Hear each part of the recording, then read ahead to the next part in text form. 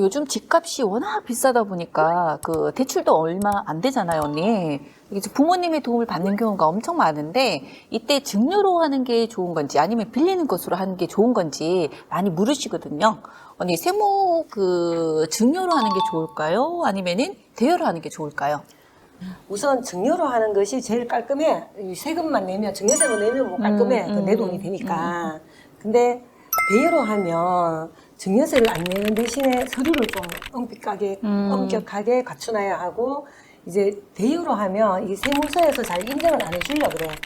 그리고 그래요? 만약에 그 대여로 처리를 했는데 세무서에서 이거 대여 아니다, 증여다 이래버리면 그 생각지도 못한 증여세를 내야 되기 때문에 상당히 좀 조심스럽지. 네네. 그리고 이제 보통 대여를 하면 이자를 지급을 하잖아. 이자를 지급하면 그 이자에 대해서 이제 소득세도 원천징수도 해야 되고, 이제 종합소득세 또 합산해서 종합소득세 신고도 해야 되고, 요즘 또 이 건강보험료가 이제 자산소득에 대해서 엄청 또 이렇게 강하게 이렇게 부담을 주기 때문에 건강보험료 부담도 생각을 해야 되고, 네. 그래서 각자의 사정에 맞게 장단점을 고려해서 해야 하는데 그 방법의 장단점을 우선 이제 증여받는 경우부터 한번 설명을 해볼게. 네.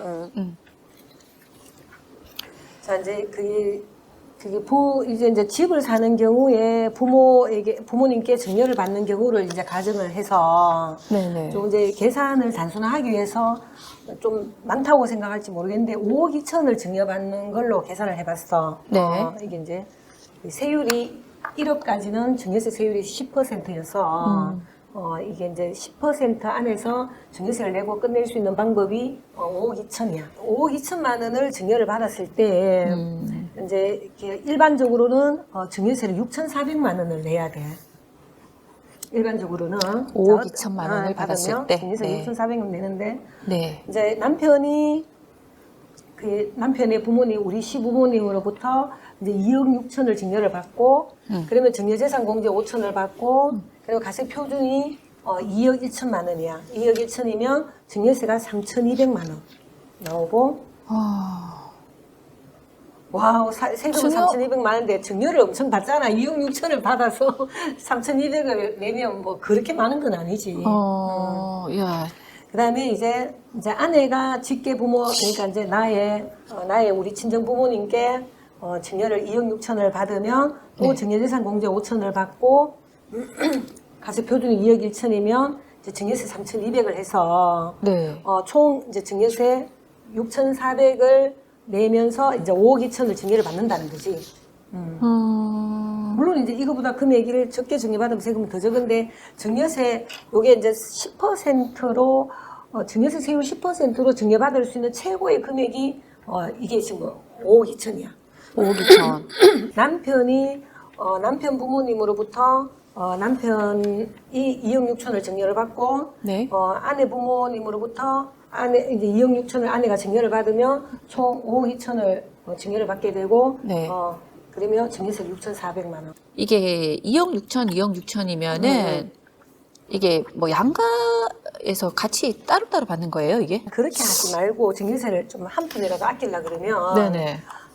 이런 식으로 이제 좀 부모님은 싫어하시지만 네. 좀 설득을 해야지 이렇게 세금을 좀 줄일 수 있습니다. 이렇게 좀 증여를 해주세요. 이러면서 네. 좀 나누어서 증여를 하면 증여세를 4천만 원만 낼 수가 있어.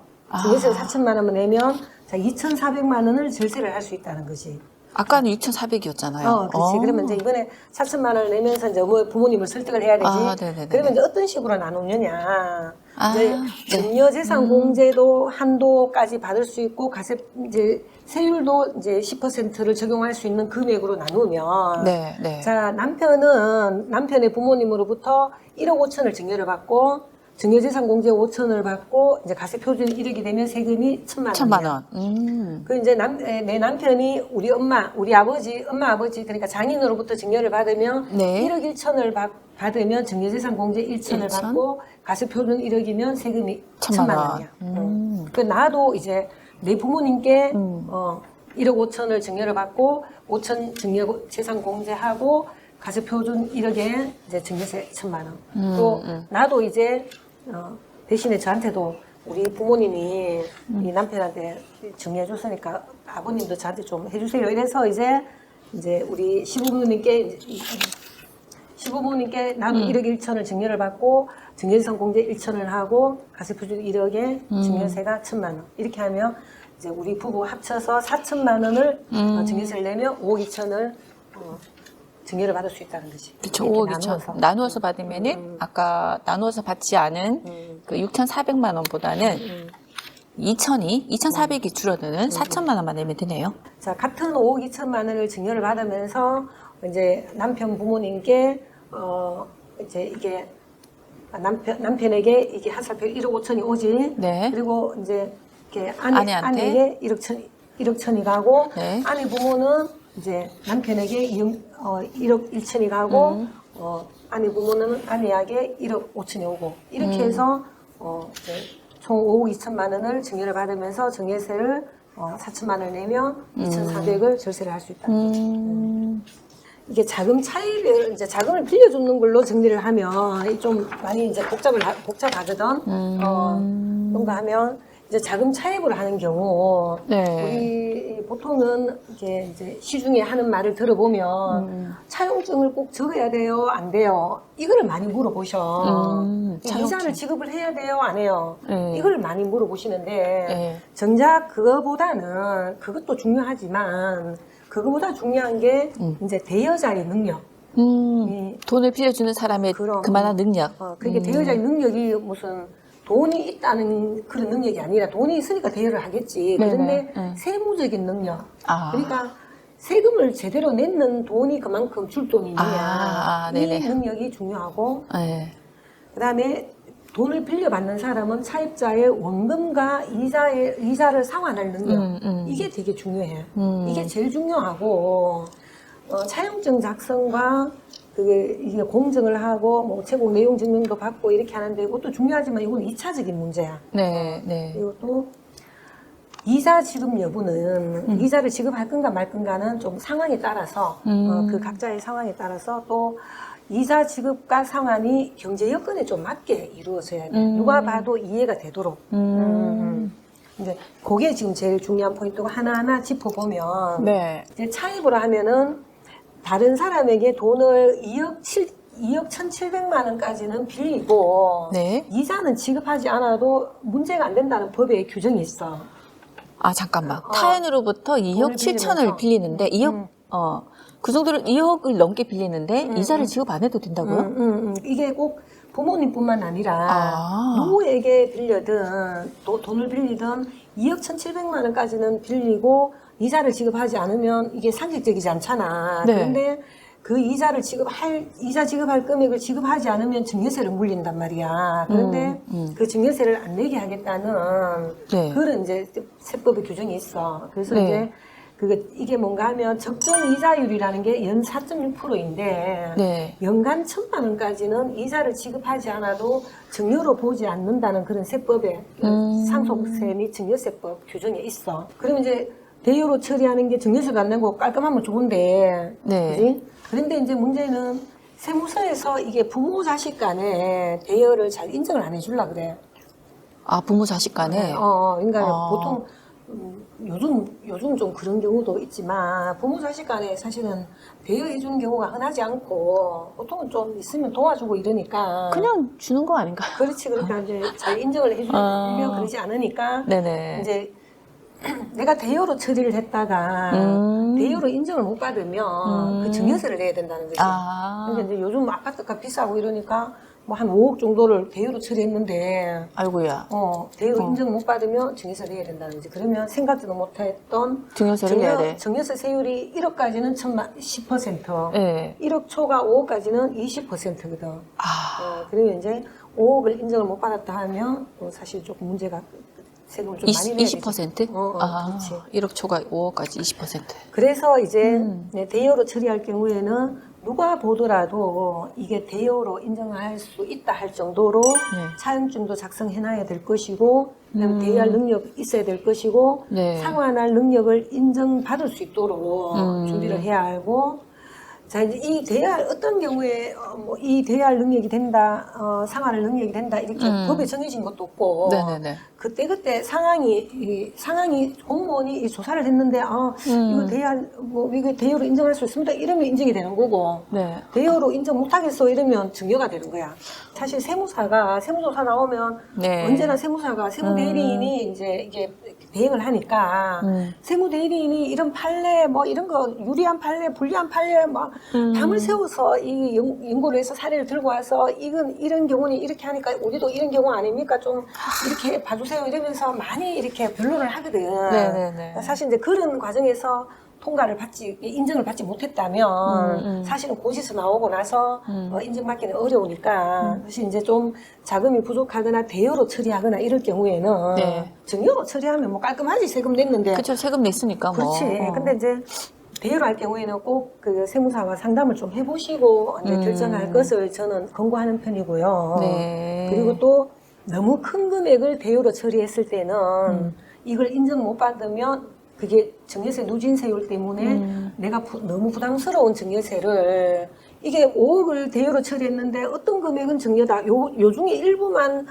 증여다, 일부는 대여다 이렇게는 또 인정을 할 수가 없거든요. 전액이 대여냐, 전액이 증여냐 이렇게 결정되기 때문에 상당히 신중하게 결정을 하시는 게 좋을 것 같습니다. 뭐 원금을 또 분할 상환한다면은 상환할 때마다 또 이게 어떻게 되는 건가요? 예, 이제 원금은 분할 상환을 할 수 있잖아. 네네. 그러면 분할 상환하면 계좌이체를 해야 되고 네. 이자 지급도 약정을 한다면은 계좌이체를 해야 합니다.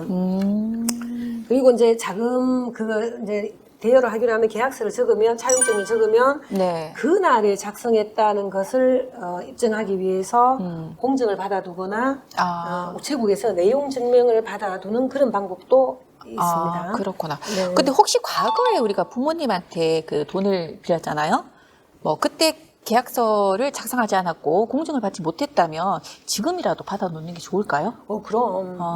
난 그때는 몰라서 이제 나중에라도 해놔놓으면, 네. 그때는 우리 그냥 부모 자식 간이니까 없어도 되는 줄 알았는데, 네. 나중에 알고 보니까, 이거 있어야 되겠습니다. 이래서 적어놔도 그런, 다 인정이 됩니다. 인정이 되고, 만약에 찝찝하면, 네. 그 전에 세무서에서 조사가 나오기 전에 갚아버리면 돼. 갚아버리면 사실은 이런 판례도 있거든. 이런 부부 간에 차용증 없이 이제 돈을 빌려줬다. 이제 어쨌든 뭐 이게 빌려줬냐, 증여를 했냐, 이렇게 주장이 이제 세무서는 항상 증여로 이렇게 볼록을 것이고, 네네. 납세자는 빌려줬다. 이렇게 할 것이단 말이야. 근데 이제 어떤 조사가 있었는데, 부부 간에 이제 돈을 빌려줬다고 주장을 하는 거지. 근데 조사가 나오기 전에 갚았어. 갚아서 이제 나는 뭐냐. 나는 이제 갚았다. 이러니까 세무서에서는 이게 갚았는 거 말고는 빌려줬다는 정황이 하나도 없잖아. 이자도 지급하지 않았고. 이러면 진짜 불복으로 갔어. 그래서 이제 조세 심판원에 가서 그 납세자가 이겼어. 그 납세자가 이기고 그 이후에 이제 그게 국세청에서 이제 불복을 해서 다른 결정이 나오면 우리가 이제 조회를 할 수가 있는데 그 이후에 다른 결정이 내려졌다는 내용이 없더라고. 네. 그런 거 보면 그걸로 그냥 종결이 됐는 것 같은데 자 그때 이제 판례의 요지가 뭔가 하면 그 갚았다는 것 자체가 네네. 빌렸다는 반증 아니냐. 그래서 차용증이 없어도 이자 지급이 없어도 갚았으니까 네네네. 빌리는 거다 이렇게 인정받은 사례는 있어. 또 뭐 이렇게 조심해야 될 것들이 있으면 더 있을까요? 이제 또 어떤 부모님과 자식의 어떤 경제 상황이 네. 자금을 빌려주고 빌려받을 어떤 여건이 돼야 된다는 거지. 그러니까 이제 예를 들어서 만약에 매년 5천만 원을 분할 상환하기로 약정을 했다. 네. 그렇게 했는데 아들의 소득을 보니까 연봉이 5천만 원밖에 안 돼.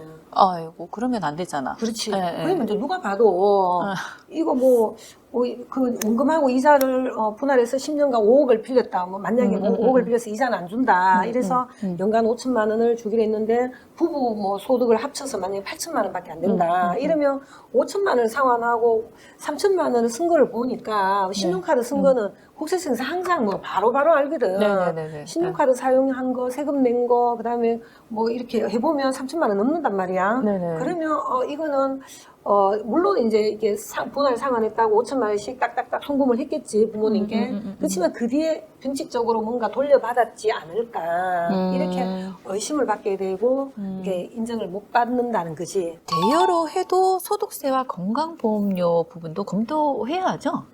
네. 근데 이자를 지급하면은 은행 이자와는 다르게 네. 은행 이자는 은행에서 세금 떼고 내 통장에 돈만 찍히면 끝나는 거잖아. 네네네. 그런데 이제 물론 연간 이자 소득이 2천만 원이 넘으면 네. 또 5월에 종합소득세 이제 확정 신고를 같이 합산해서 해야 되지만 이제 보통 2천만 원이 안 되면 그냥 내가 그냥 은행에서 이자 주는 대로 받고 끝나는 거야. 다른 절차가 없거든. 아, 네네. 근데 이런 개인 간에 돈을 빌리고 이 이자를 지급하면 1원이라도 지급을 하면 그건 이제 원천징수를 해야 돼. 그래서 자녀는 이제 부모님께 이자를 지급하면서 소득세를 원천징수를 해서 세무서에 세금을 내야 되고 네네. 부모님은 그 이자를 받은 거를 그 5월 달에 다른 종합소득과 합산해서 소득세를 내야 되는데 최소 부모님이 만약에 다른 소득이 많아서 누진 소득세 세율 구조가 높다면 네네. 이 이자에 대해서도 그만큼 그런 높은 세율로 소득세를 내야 된다는 거지. 그러니까 증여세를 아낄 수 있는 대신에 이자 네. 소득세를 내야 되고 네. 최소한 27.5%이 원천징수 소득세율이 27.5%거든. 네네. 그래서 최소한 27.5%의 소득세는 내야 된다는 거지. 꽤 많은데요, 이것도 그러면. 그렇지. 그러니까 좀 쉬운 게 아니야. 그리고 대여도 뭐 쉬운 게 아니네요.